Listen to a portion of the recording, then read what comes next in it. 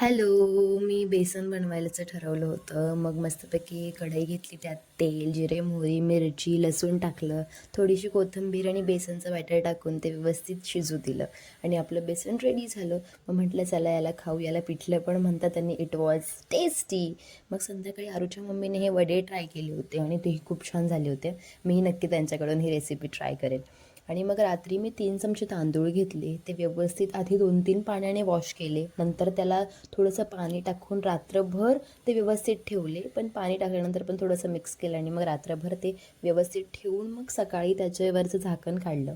पुन्हा ते मिक्स केलं आणि एका ग्लासामध्ये मी ते सगळे जे पाणी आहे ते व्यवस्थित गाळून घेतलं.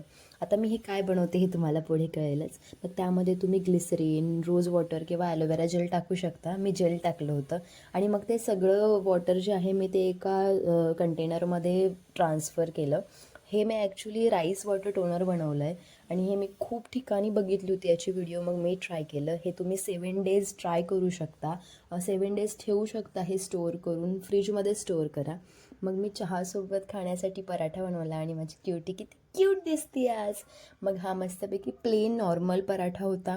मग तो बनवला, चहाही माझा रेडी होता. मग आरूने तो टेस्ट केला आणि तिलाही खूप आवडला. बट ही किती क्यूट दिसते ना यार, मस्तपैकी मम्माज गर्ल लिहिलं आहे तिच्या त्या T शर्टवरती.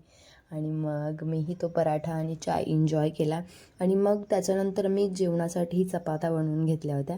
So bye, lots of love.